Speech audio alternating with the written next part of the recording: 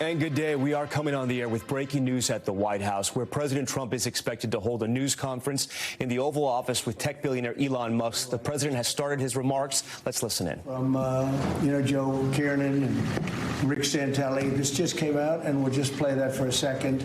Personal income is up 0.8%. That is almost triple the expectations. I'll tell you, the income numbers, really, for the first 4 months of the year, they're stellar. They're really stellar. I mean, I could go back and look at the first 4 months of many different years. Really very strong numbers, and you're right.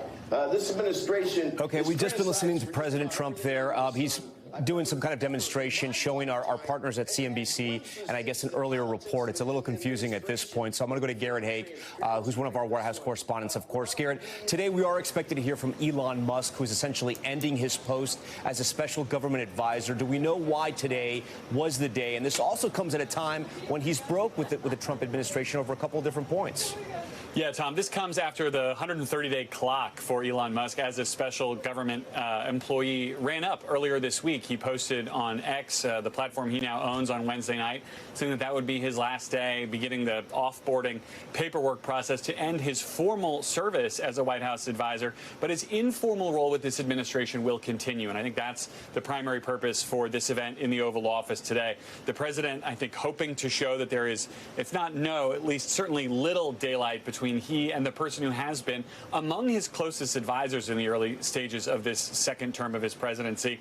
You mentioned the criticism that Musk, from somewhere between the inside and the outside, has offered of this massive tax and border bill that's been working its way through the House, now headed over to the Senate. That was one of the first major policy breaks between the two. We know that Musk has differed with the president on things like tariffs, but here Musk criticizing the bill for spending too much and not making the cuts that he has made as part of DOGE, his Department of Government Efficiency, more central to its focus. Now I think you're trying to see them come back together for this final official appearance, Tom. All right, Garrett, we're going to dip back into the president in the Oval Office. Let's listen in. Yesterday, and today it's about a man named Elon, and he's one of the greatest business leaders and innovators the world has ever produced. He stepped forward to put his very great talents into the service of our nation, and we appreciate it. And I just want to say that Elon has worked tirelessly helping lead the most sweeping and consequential government reform program in generations. And you know the kinds of things that he's found and his people have found. He's brought a group of very smart people in, and they found things that are pretty unbelievable. I have to say that the numbers that we're talking about are substantial, but they're going to be very much more substantial with time, because many of the things that we're working on right now, we're going to have to remember Elon as we find them, but the numbers could double and triple because many things, we don't want to go out with them until we're sure, but we've found things that are unbelievably stupid and unbelievably bad. With the Department of Government Efficiency, Elon's delivered a colossal change in the old ways of doing business in Washington. DOGE has installed geniuses with an engineering mindset and unbelievably talented people in computers. I actually asked Elon one time, what's their primary thing? And they have a lot of primary things, all having to do with being smart. But he said the thing that they're really the best at is working with computers, so that they can't be outsmarted by somebody that's not so honest, that happens to also be good with computers, but not as good as these people. But the mindset in the senior ranks of every federal department, and it's really changed. And with Elon's guidance, they're helping to detect fraud/waste and modernize broken and outdated systems. So as you know, we're talking about various systems and changing systems. And, you know, sadly, it takes a long time to do that. You'll change, let's say, a system at IRS and computerize it properly, where the job can be done in 1/10 the time, but it takes sometimes years to rebuild those systems. But we've started, in many cases, I will say that this has less to do with Elon, but the air traffic control systems, we're bidding out to the best companies in the world, those systems right now. They were what the previous administration was horrible what they did. They spent billions and billions of dollars, and in the end, it didn't even come close to working. They tried to hook up wire to copper, and it can't be done. And they just spent billions of dollars and just wasted money, actually made the system much worse. So we're going to get a brand new modern system. Congress is working with us on that, and we're going to get it done as quickly as we can. But it's in the works, and once it's done, it'll be good for 30 years. But we have a system that's 48 years old and would have a modern computer hooked into a very outdated computer, and they don't hook up. I mean, they didn't hook up. So after spending billions of dollars, they turned on the system, and in never any cases, from local to countrywide, they never worked. More than 75,000 bureaucrats have voluntarily left their taxpayer-funded jobs to come out and really do the job. Countless wasteful and unnecessary contracts have been terminated, and you know that we have terminated many, many contracts, and many contracts, Elon, are right now being looked at, and it may be 6 months, it may be almost a year in some cases. We're going through procedures, we're going through courts, and we'll remember you as we announce billions of dollars of extra waste, fraud, and abuse. Just as an example, DOGE canceled $101 million for DEI contracts at the Department of Education, $101 million, and that was just a small section of the Department of Education. $59 million for illegal alien hotel rooms in New York City, and the landlord never made the kind of money that he made in the last short period of time. $59 million to a hotel in New York City, $45 million for diversity, equity, and inclusion scholarships in Burma. In Burma, does anyone know about Burma? $42 million for social and behavioral change in Uganda. $40 million to improve the social and economic inclusion of sedentary migrants. I can say it's $2 billion to Stacey Abrams and her environmental movement. There was $100 in the account, and all of a sudden they found $2 billion in the account.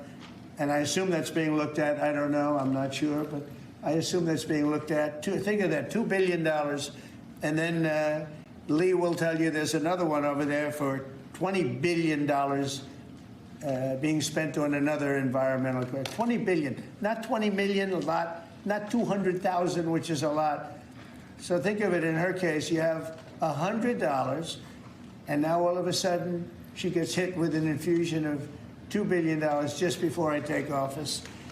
$20 million for Arab Sesame Street in the Middle East. Nobody knows what that's all about. Nobody's been able to find it. $8 million for making mice transgender. So they spend $8 million on making mice transgender. And those are better than many of the others. I could sit here all day and read things just like that, but we have other things to do. So it's much, much more than just that. We're totally committed to making the DOGE cuts permanent and stopping much more of the waste in the months to come. We want to get our great, big, beautiful bill finished and done. After that, we put some of this into the bill, but most of it's going to come later. We're going to have it cauterized by Congress, affirmed by Congress. In some cases, we'll make cuts. In some cases, we'll just use it in a different layer to save the money. But it's hundreds of billions of dollars. DOGE has also fully modernized the federal retirement process and continues to work very hard on the IRS modernization. But we're taking that over with DOGE. Many of the DOGE people, Elon, are staying behind, too, so they're not leaving. And Elon's really not leaving. He's going to be back and forth, I think. I have a feeling. It's his baby, and I think he's going to be doing a lot of things. But Elon's service to America has been without comparison in modern history. He's already running one of the most innovative car companies in the world. You look at his factories and compare them with some of the old factories we have, and it's a big difference. And the most successful space company, and I guess in history, you would have to say the largest free speech platform on the internet, etc. Yet Elon willingly, with all of the success, he willingly accepted the outrageous abuse and slander and lies and attacks because he does love our country. I know that very much. He loves our country. He comes from another country, a country that's going through trials and tribulations, I would say. But he's all about the USA, and Americans owe him a great debt of gratitude. So I just want to thank Elon for his time as special government employee. Can you imagine? They call him an employee, but it's a special government employee, and for coming and helping us. And he really has changed the mindset of a lot of people. A lot of people thought, you know, maybe we'll cut 1% or 2% or 3%. Then they said, wow, we can cut a lot more than that. And we're going to do it very surgically. We're going to continue on the march. We're making America great again. When I was in Saudi Arabia, and we were in, as you know, 3 really great countries, predominantly the 3. Qatar was great, UAE was great, Saudi Arabia, incredible. Like such an incredible experience to be in those 3 countries. But the Crown Prince of Saudi Arabia, and I must tell you, the leaders, the great leaders of the other 2 that we just mentioned, they all said the same thing, that the United States is the hottest country right now anywhere in the world. And 6 months ago, we thought it was dead. It was like a dead country.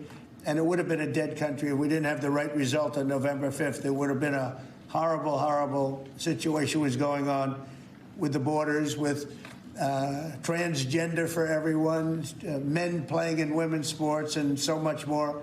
But they were saying the hottest country anywhere in the world. And then I played that little clip because that was one person who's respected, or 2 people, because Joe was in that one too. Joe's a good man. But that was one group of people saying something about the success of what we've done over the last 4 months. They cannot believe it. In the one case, they said they've never seen anything like it as long as they've been doing what they've been doing. They've been doing it for a long time. So I want to thank Elon for helping. And again, you know, the United States right now is the hottest country anywhere in the world. There's no country as hot. And we're doing really well. We came, when I left, we had no wars, we had no problems. We defeated ISIS, we rebuilt our military, and we had no inflation. And when I came back, we had a lot of inflation. We had wars all over the place. We had the embarrassment in Afghanistan where we gave up billions and billions of dollars of military equipment, the most embarrassing moment in the history of our country, I believe. I believe that strongly. We have Russia with Ukraine. We had the attack on Israel in October, the horrible attack, October 7th. Horrible, horrible attack. Nobody's ever seen anything like it. And now we have something where we're really healing a lot of that. We stopped India and Pakistan from fighting. I believe that could have turned out into a nuclear disaster. And I want to thank the leaders of India, the leaders of Pakistan, and I want to thank my people also. We talked trade, and we said we can't trade with people that are shooting at each other and potentially using nuclear weapons. And they're great leaders in those countries, and they understood, and they agreed. And that all stopped, and we're stopping others from fighting also, because ultimately we can fight better than anybody. We have the greatest military in the world. We have the greatest leaders in the world. We put one of them in charge of the Joint Chiefs of Staff, as you know, General Raisin Kane. And we wiped out ISIS, completely wiped out ISIS in 3 weeks. They said it would take 5 years, and we did it in 3 weeks. And that's the way it is. But we don't want to have to use our military. We want to be peace through strength when we can. And that's the way we're going to have it. So I just want to thank Elon and all of his people. Most of those people are staying. Almost all of them are staying, and they're going to be with us.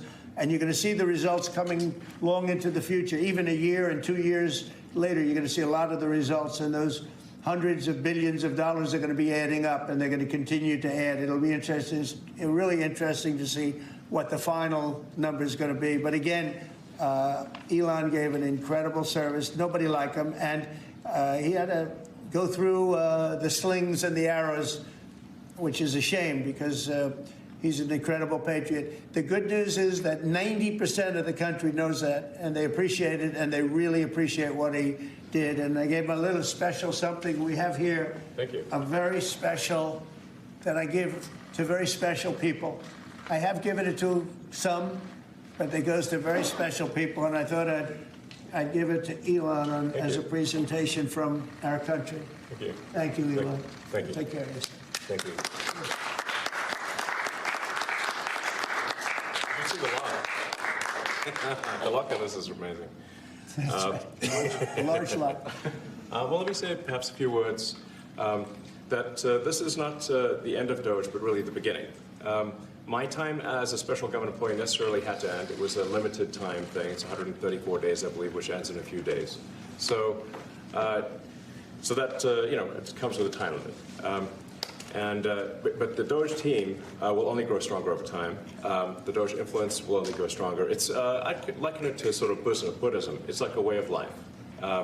So it is permeating throughout the government, and I'm confident that over time we'll see $1 trillion of savings and a reduction in $1 trillion of waste and fraud reduction. The calculations of the Doge team thus far, in terms of an FY25 to FY26 delta, are over 160 billion, and that's climbing. We expect that number will probably go over 200 billion soon. So I think the Doge team is doing an incredible job. They're going to continue doing an incredible job, and I'll continue to be visiting here and be a friend and advisor to the president. And I look forward to times being back in this amazing room. By the way, isn't this incredible? Look at this incredible. It's stunning. I think the way that the Oval Office, how the president has just completely redone the Oval Office. It's beautiful. I love the gold on the ceiling. Thank you. It's pretty nice. Yeah. That's been there a long time. That was plaster. Nobody ever really saw it. They didn't know the eagle was up there, and we highlighted. It's essentially it's a landmark, a great landmark, and that's 24-karat gold, and everybody loved it. And now they all see it when they come in. So it's been good. The Oval Office finally has the majesty that it deserves, thanks to the president. So I look forward to continuing to be a friend and advisor to the president, continuing to support the Doge team, and we are relentlessly pursuing $1 trillion in waste and fraud reductions, which will benefit the American taxpayer. That's it, really. Thank you, Mr. President. Thank you. Great job. Thank you, President Trump. The president mentioned that you had to deal with all the slings and arrows during your time at Doge. There's this. Well, some of the people, some of the media organizations in this room were the slingers. Well, so there is a New York Times report today that accuses you of blurring the line between. Is the New York Times, is that the same publication that got a Pulitzer Prize for false reporting on the Russiagate? Is it the same organization? I got to check my Pulitzer account. It is. I think the judge just ruled against the New York Times for their lies about the Russiagate hoax, and that they might have to give back that Pulitzer Prize. That New York Times. Let's move on. Okay, then Next President question. Trump. I got one for President Trump. So President Trump, Biden aides who used to work here are in talks with Republicans in Congress to go and testify about what they did or didn't do to possibly conceal President Biden's decline. Do you think that Dr. Jill Biden should also have to come in and testify about what she did or didn't do? Well, I hate the concept of it. It's the wife of a man who was going through a lot of problems, and everybody that dealt with him understood that. And I guess it came out during the debate loud and clear. That was the biggest signal of all. They have to do what's right. The country was there was a lot of dishonesty in the election, as you know, 2020. That's been now caught. People understand it was a rigged election. And when you go further out, when you see the auto pen, I think the auto pen is going to become one of the great scandals of all time, because you have somebody operating it or a number of people operating. Because I knew Joe Biden. Joe Biden wasn't in favor of opening up borders, letting 21 million people into this from prisons and mental institutions and gang members. He wasn't into that at all. And who signed these orders, proclamations, and all of the different things that he signed that set our country so far back, that was so bad for our country? With the auto pen, how would it work? Like, we're in the Oval Office right now. If there was a group of rogue staffers that worked for you who wanted to advance a bill or an executive order without your knowledge. How could they do it? How do they go Well, it's very hard because I'd read your newspapers or your media the next day and I'd say, well, I didn't approve that, and I would find it. I mean, they wouldn't get away with it for long because I'd say, I never signed that. Who the hell signed that?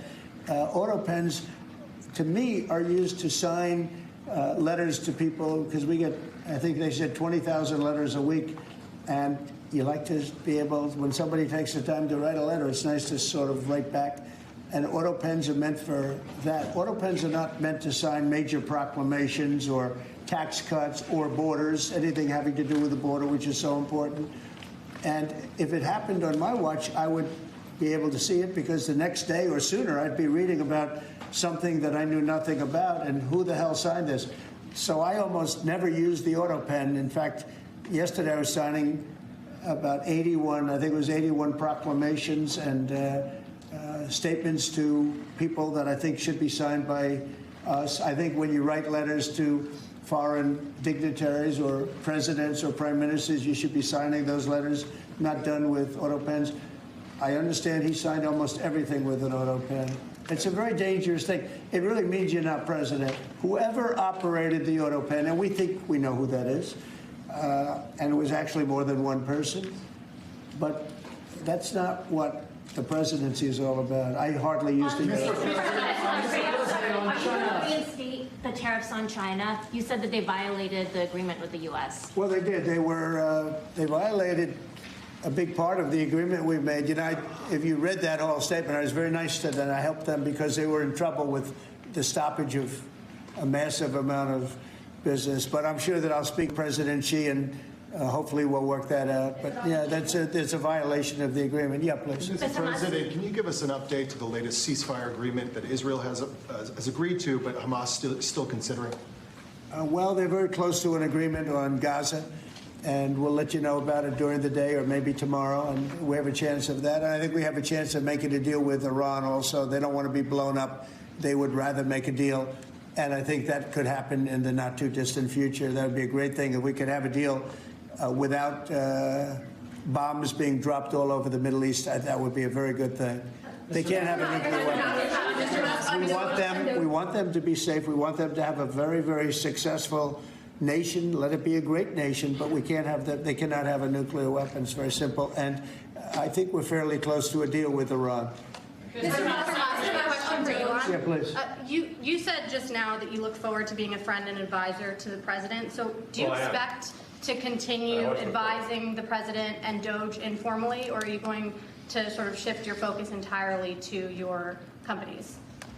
Well, I expect to continue to provide advice whenever the president would like advice. I hope so.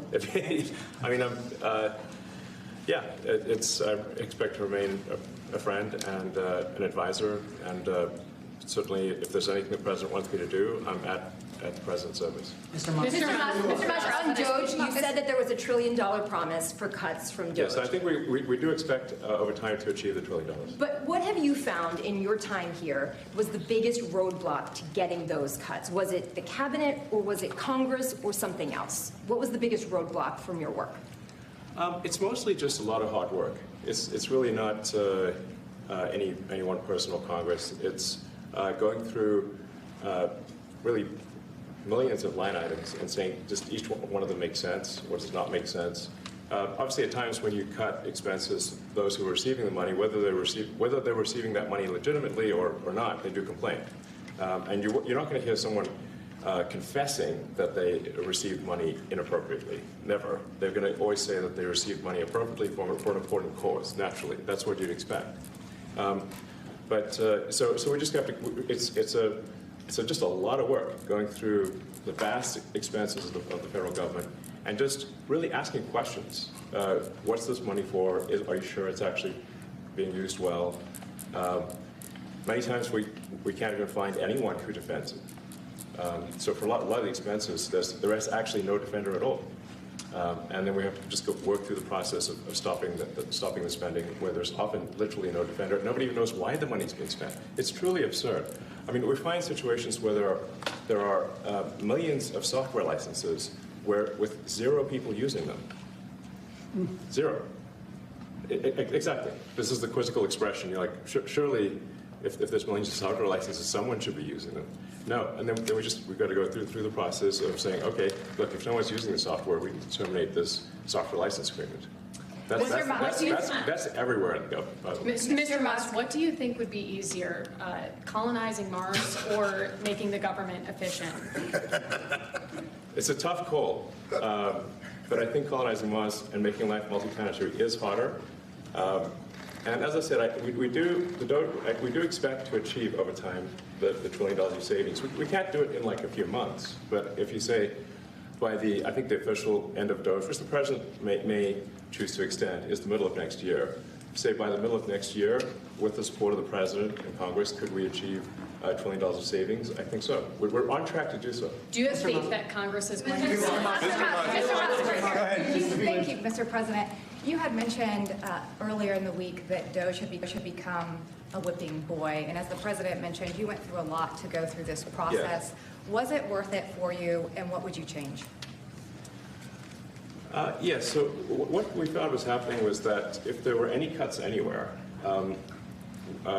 then people would assume that was done by Doge. And so we became like essentially the Doge boogeyman, where if any cut anywhere would be ascribed to Doge. A friend of mine's daughter, who's at law school at Georgetown, thought that Doge had cut the Senate, internships the legal internships for the Senate, and we have nothing to do with that. So if they have been cut, it's not to do with us, just as an example. So, it just became a bit ridiculous where any cut anywhere was somehow Doge, including things that made no sense, and we would agree it made no sense. There are many things that occur in the government because it's the banal evil of bureaucracy. It's sort of the frankly largely uncaring nature of bureaucracy. It's as the great Milton Friedman said, money is spent most poorly when it is someone else's money being spent on people you don't know, and that's how federal spending is. And then you can't really even blame the individuals because the way the government works is complaint minimization. So when you do when someone within the government tries to stop money being spent, there's usually someone that complains. And then their manager will say it's not worth the trouble, just pay it anyway. That happens over and over again. So was it I think it was an important thing. We've just been listening to President Trump and Elon Musk. You see there wearing a T-shirt, the Doge Father, a play on The Godfather. The president announcing that Elon Musk will leave the administration. He had been serving as a government advisor. He will serve as an informal advisor now. He's saying that he will maintain his relationship with the president. Elon Musk, of course, heading up the Doge system there, the Department of Government Efficiency, and claiming that they've saved taxpayers $160 billion in fraud and waste. That number is impossible to verify at this point because of issues with just clarity on their website and also sometimes mistakes on the Doge website on what they've been able to cut. The goal is to cut $1 trillion, and Elon Musk admitting this is very hard work to cut all of this out from the federal government, admitting that on camera just now, but saying they hope to reach that goal at least in the middle of next year. The president singing the praises of Elon Musk, calling him an extraordinary businessman and that he devoted his time to be a, quote, employee of the federal government, if you will. But this relationship has been ongoing for almost more than a year now, when Elon Musk first got into the campaign of President Trump, donating a total of $275 million over that time to Republican causes and to the president as well, and forged a very tight relationship with him. Garrett Hake has been tracking all of this for us. Garrett, quite the news conference there. And again, we should explain to our viewers, though Doge has cut a lot from the federal government, it's unclear to know exactly how much they've cut because of issues with the website and the way they things or take credit for them. That's right. I mean, the bulk of Doge's more verifiable cuts have been in the cancellations of specific grants that have gone out to universities and other programs. But beyond that, much of their totals are unverifiable, at least in the moment when so many of them are also bogged down in litigation. The Doge website lists, as you pointed out, anywhere between $160 and $175 billion worth of cuts of some kind. None of that anywhere close to $1 trillion, and much of it rife with either intentional or unintentional error, including one repeated by the president and again today when he talked about Doge cutting money for transgender mice. This has been one of the most fact-checked claims made about Doge. The actual program that was cut had to do with transgenic mice, meaning mice that are altered genetically and so that they can be more useful to medical experimentation. This was fact-checked months ago, but remains part of the president's kind of laundry list of Doge cuts, I think in part, Tom, because of what we're seeing here today, this mythologizing of the work that is done by Doge, even as Elon Musk is leaving government to try to make it look as though this has been a much grander and more successful program than it can certainly be judged by any objective measure to have accomplished up till now. Tom? Yeah. And the president making clear that Elon Musk may be leaving, but he's really not going anywhere for now. That concludes this NBC News special report. We're going to have much more ahead on our streaming network, NBC News Now, online, NBCNews.com, and a full wrap-up tonight on Nightly News. I'm Tom Yamas. We thank you so much for watching.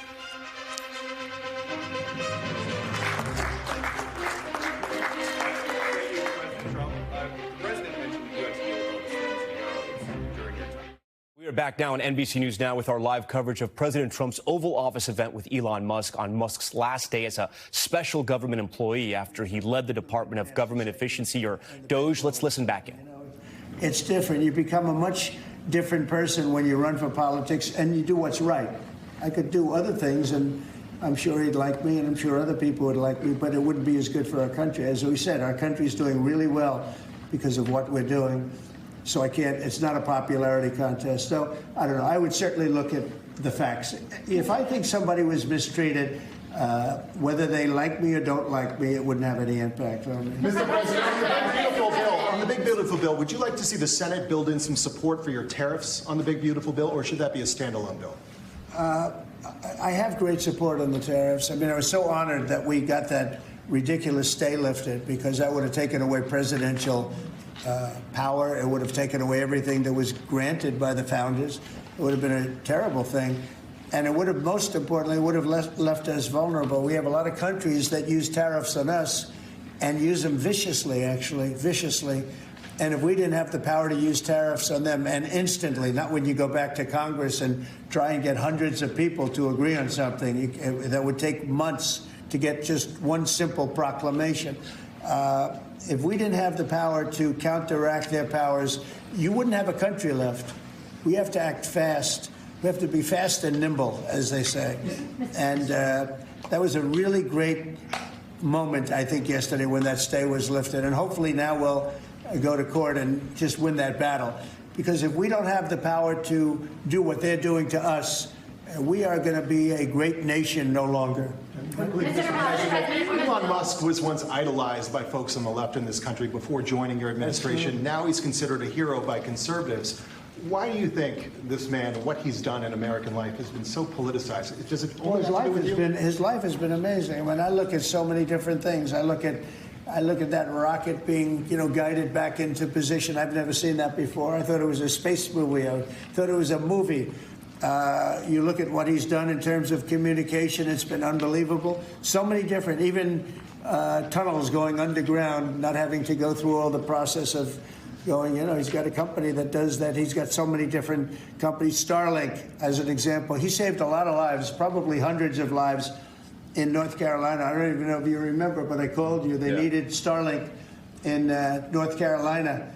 And I didn't know what the hell Starlink was. I said, what is it? Who owns it? He said, do you know Elon Musk? I said, yeah, I happen to know the gentleman. This was before his government stay. And they said, we really need it, because North Carolina was literally became an island. It was, people had no communication. They had no access to anything, and they were dying.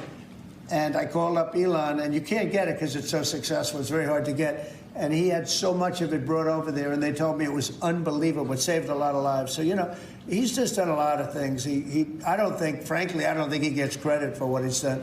But he's a very good person, too. You know what? If he wasn't a good person, but he did the same things, I'd probably maybe speak differently. He happens to be a really good person.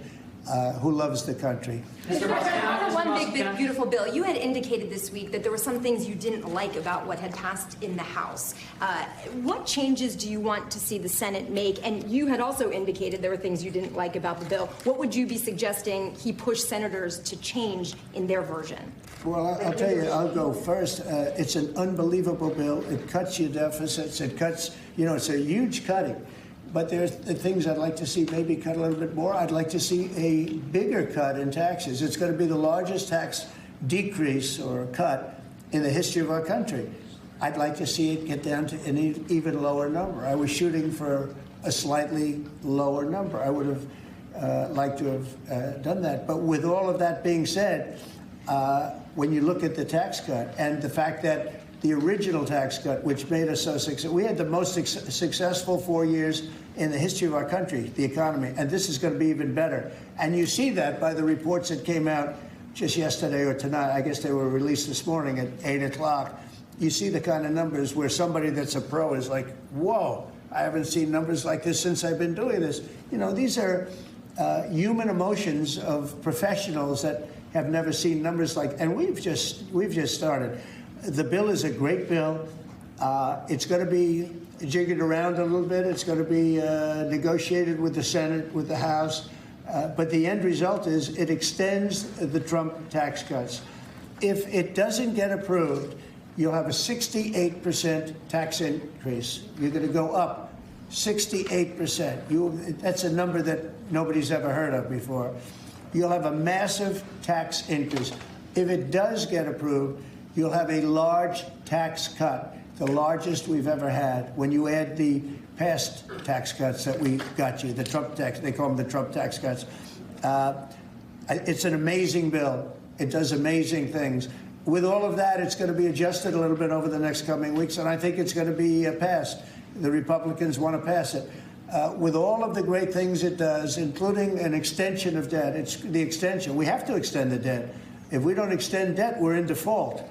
Now, the Democrats might like our country to be in default, but in 250 years, we've never been in default. That was handed to them by a very well-meaning man that gave it to them because he thought it was the right thing to do. It could have been their problem before the election, but this man thought it was the right thing to do, and he was well-meaning. I don't hold anything against him for that, but that was put on our plate when it should have been on the Democrats. September 28th, a famous date. It should have been taken care of by the Democrats, but this person, a man of power, gave it to us so that in June that comes due. Well, we have to take care of that because if we don't take care of it, we have a country in default, and we don't ever want to have a country in default. I'll tell you, a certain senator, Elizabeth Warren, said that she would never, ever allow a default on our debt. She would never let it happen, and she would like to get rid of the debt ceiling, what's called the debt ceiling. I call it the debt extension because we really need an extension, that she'd like to see that gotten rid of. And there are many people that agree. Many Democrats agree with that. But we gave that through, and, I don't want to say an error. He did it well-meaning. They gave that to us. It was a Democrat problem just before the election. Would have had a huge impact on the election. And to our benefit, we won anyway, but to our benefit. But felt that really for the good of the country, we should extend that. But Elizabeth Warren and various other people would like to see that. Her whole career, she wanted to see it terminated, gotten rid of, not being voted on every 5 years or 10 years. And the reason was because it's so catastrophic for our country. And I always agreed with her. That was one thing I agreed with her on. Now, I haven't spoken to her, but I would say that if you asked her that question now, she'd say, no, it's their problem. But it's a very unfortunate situation. It's a very unfair situation. And she happened to be right on that. It should be gotten rid of, or it should simply be extended. But that's one of the things that gets taken care of in this bill. That automatically gets extended for a 4-year period. and it should be. But I agree with Elizabeth Warren on that. I think you should get rid of it. It's too catastrophic. Yeah, please, go ahead. What message do you like to send to international students? Are they still welcomed to study in the United States? And one question for Mr. Musk. The students, well, we want to have great students here. We just don't want students that are causing trouble. We want to have students. I want to have foreign students. I think Harvard, it's close to 31%. That's a lot.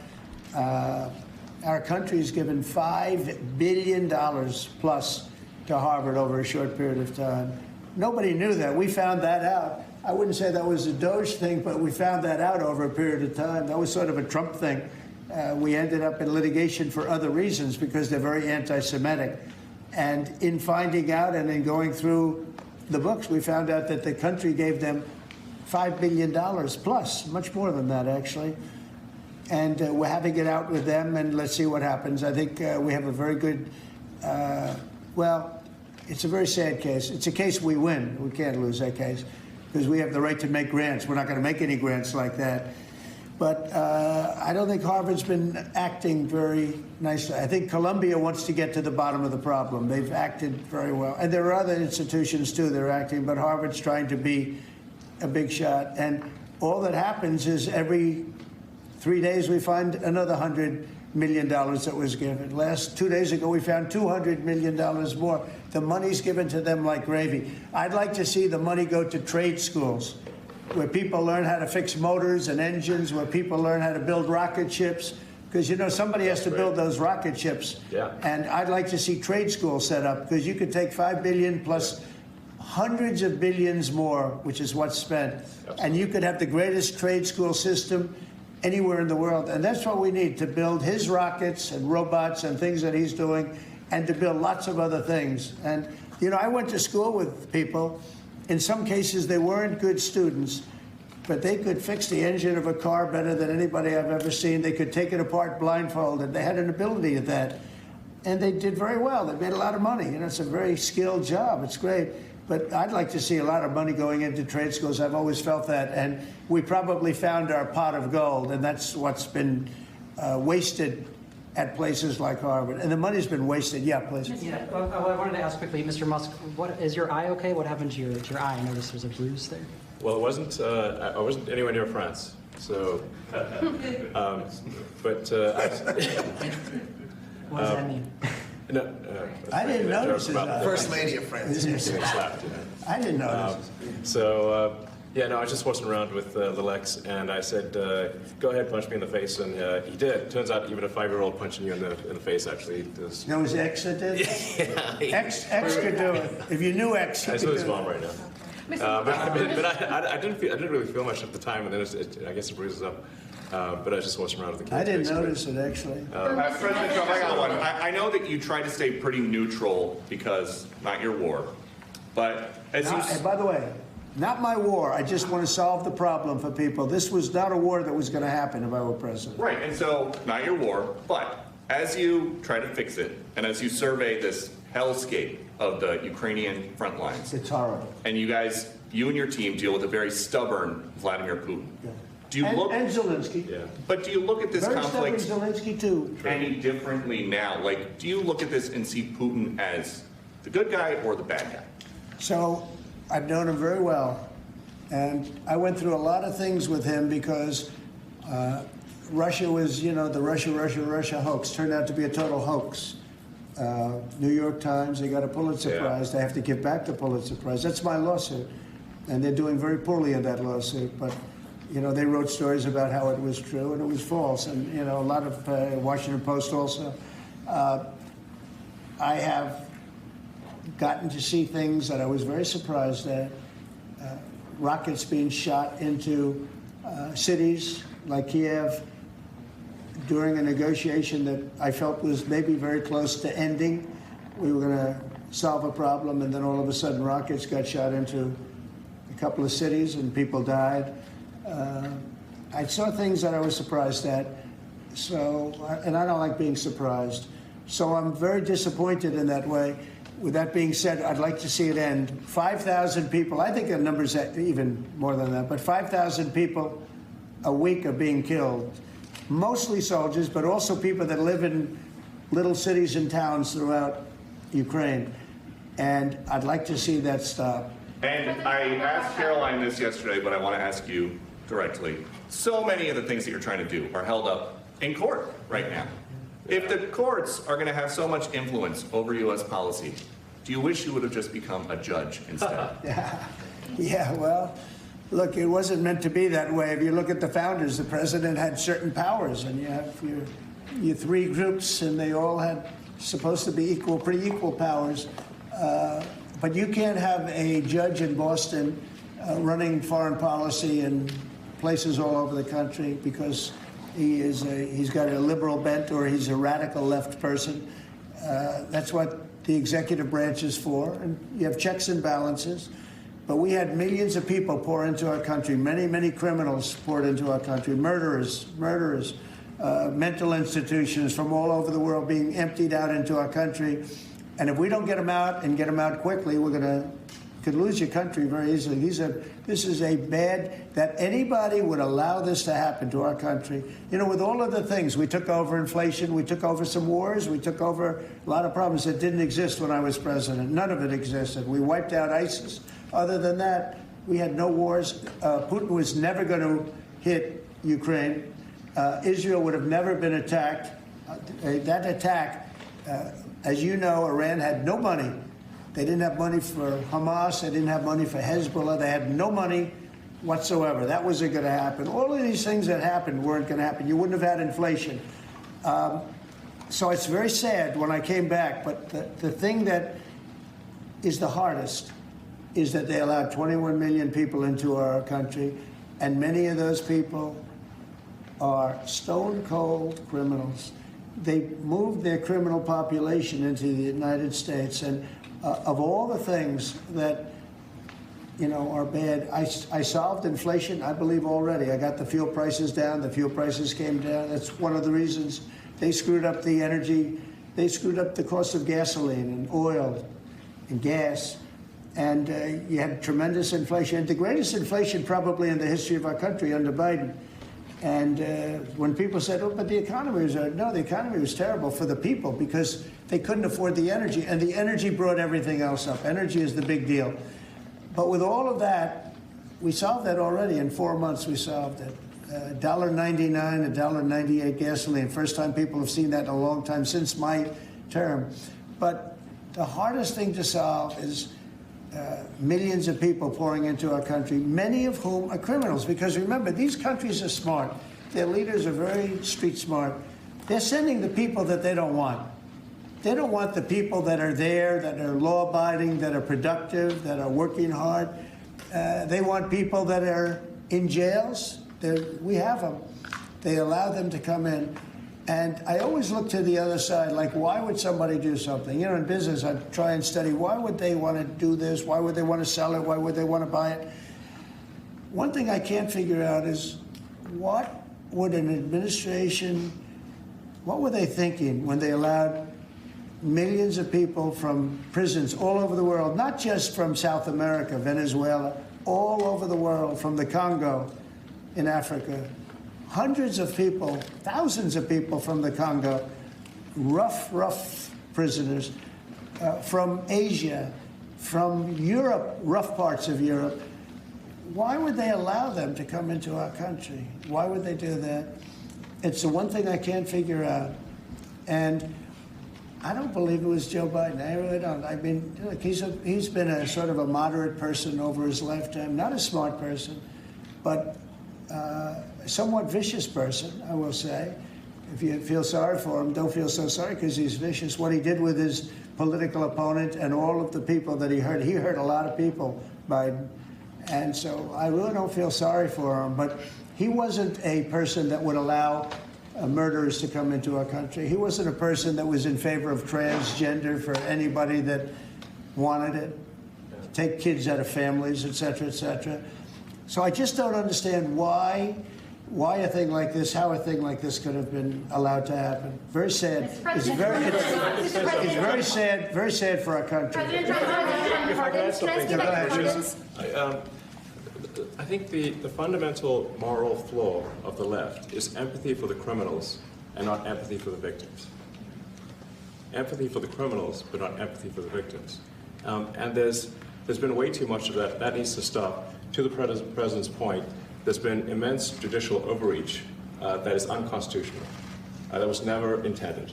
And it's undermining the people's faith in the legal system. It needs to stop. It's gone too far. Mr. Musk, And just today, we had, just a couple of hours ago, we had a great decision from the Supreme Court, thank goodness, that was very important. We had two important decisions yesterday on the tariffs, because, again, we have to be able to fight a fair fight with other countries. Howard, would you say? We have to be able to use tariffs to fight people that use tariffs on us. I mean, if we didn't have that power of tariffs, we would economically be destroyed as a country, because they will destroy us. Other countries will destroy us with unchecked tariffs. We can check them when we have the use. They tried to take that power away from us. And if you take that power away, we're not going to have a country. We won't have an economically viable country. But it's very important on immigration that we be able to get people out without having to go through a long court case. I mean, it was up to some of these judges. Every single one of these millions of people, criminals, prisoners that were let go from jails because they save a fortune when they do. They brought them into the United States. You know what they're saving? The money they're saving? But some of murders, it's very important that we're able to get those people out of here fast, bring them back to their country where they belong. And those countries take them, because if they don't take them, they have to go through the wrath of the United States, and they take them. But we have judges that don't want that to happen. And it's a terrible thing. That's going through the court system right now, that whole situation. But when ICE and with Border Patrol, they've done an incredible job. When they do this incredible job and they capture 100 killers and drug dealers, and we can't keep them for years here as we go through trials. We have to get them out rapidly, and we know who they are. We know who they are.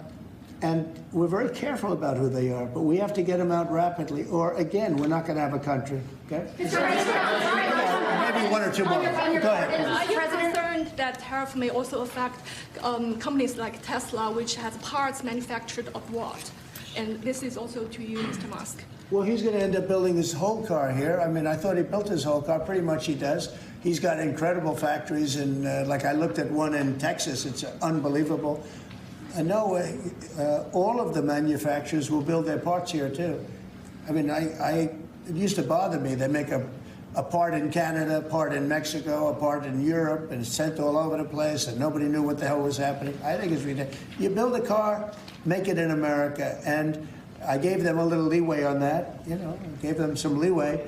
But over the next year, they've got to have the whole thing built in America. That's what we want. We want America to buy American-built cars. Thank you very much, everybody. Thank you, guys. Thanks, guys. Thank you, guys. How was your meeting with Jerome Powell? Good meeting. Thank you, guys. It was a good meeting. Are you considering? Thanks, guys. Keep going, keep going, keep going. Thank you. Thanks, guys.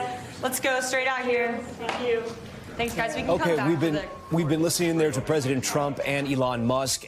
This on the last official day as a special government employee for Elon Musk. He has served the White House and served our country for 130 days. There is a limit on that type of job. He did announce that he will be an informal advisor to President Trump. President Trump saying that he will still ask for his advice and that he was an incredible businessman, that he's devoted his time to this country, being one of the richest men on this planet. Garrett Haight has been listening in with this.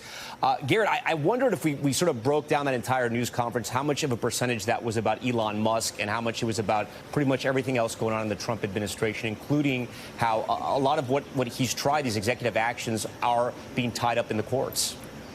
Yeah, that's right, Tom. I mean, look, I think the sensible purpose for all this was this Elon Musk send-off, and to at least make it appear that in this moment there is no daylight between the president and the person who has been his closest sort of non-staff advisor during his first 130-plus days in office. But then we saw this lengthy digression in any number of topics. I won't call this a press conference because it is just the pool of reporters in the room there, mostly handpicked by the administration is the way that this is handled now. And so reporters having a chance to ask on a variety variety of topics, sort of everything that's on Trump's mind. This is the way that he has now taken as his preference to deal with reports, to deal with the news, and to address topics himself rather than through traditional briefings or through traditional press conferences, which is why we got his thoughts today on issues like the dust-up between French President Emmanuel Macron and his wife, and whether the president has closed the door on pardoning Diddy at the end of that sex crimes trial, the president suggesting that's something he'd still consider. So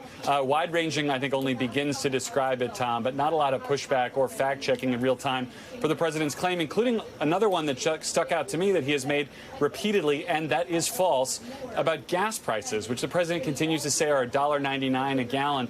Perhaps that is possible in some rare locations around the country. The AAA national average says it's more like $3.16 a gallon. But these are the things the president gets stuck in his mind, and he says them over and over again, only rarely in a position to be fact-checked. And then, Garrett, if we talk about sort of the arc of the relationship between Elon Musk and President Trump, there was a time there in the first administration that Elon Musk thought that President Trump was, in some reporting, a con man, if you will. Yeah. But that relationship changed during the Biden administration, where he went on to donate hundreds of millions of dollars to President Trump's campaign, along also with Republican causes as well, build this really tight relationship. And at one point, Garrett, it almost felt like he was a pseudo vice president. He was in news conferences. He was by the president's side. He was there for meetings with world dignitaries. At one point, there was reporting that he was going to get briefed on certain issues involving China. And then now at this point, he's broken with the president on a couple of things, including that spending bill, which President Trump mentioned briefly, and also tariffs. He has said that he wants a zero tariff policy between Europe and the United States, which the president doesn't believe in that. Yeah, look, Elon Musk had a couple of things going for him early in this relationship. Number one, he's extremely rich. Donald Trump looks at other rich men, and men in particular, as peers and people whose advice he values. And he took that advice a great deal during the transition and during the early stages of the administration, where the two were close. They were focused on the work. I think the president also liked that Elon Musk became something of a political heat shield. And Musk addressed it in this Oval Office spray here, saying that he and Doge became a boogeyman on the left. That sort of kept the president's hands clean, if you will, as Elon Musk took on a lot of criticism. But it's been well documented that both of these men do not share power well and have had falling outs with other powerful men when they have shared power and have shared credit over the length of their career. Here it was civil, and it was things like this recent interview in which Elon Musk expressed his disappointment that the president's tax and border bill doesn't go far enough on spending cuts, or where they disagreed on tariffs. But it became increasingly clear, I think, in recent weeks that their alignment on issues were kind of running to the end of the runway, if you will, and that they were probably likely to disagree more on issues like immigration, where Elon Musk has been someone who's, advanced desires for more H-1B visas for highly skilled workers, like on tariffs, where Elon Musk is a major exporter through Tesla and through some of his other products and doesn't want to see the tariffs in place. So their interests and their political goals here have diverged in recent weeks, and now the formal role is ending, but as both men said, their informal advising relationship will continue, as we've seen in other cases where Donald Trump rarely pushes anyone all the way out of his inner circle. Yeah. He tends to keep people on the line, quite literally on the phone lines, for advice, even after they've stopped being kind of day-to-day confidants. And to be fair, this relationship sometimes in the president's circle, this one lasted a bit of time, so we'll see where it goes from here. Garrett, thanks for all your reporting. That's going to conclude this NBC News Special Report. I'm Tom Yamas. We'll send it back now to NBC News Daily. Thanks for watching. Stay updated about breaking news and top stories on the NBC News app, or follow us on social media.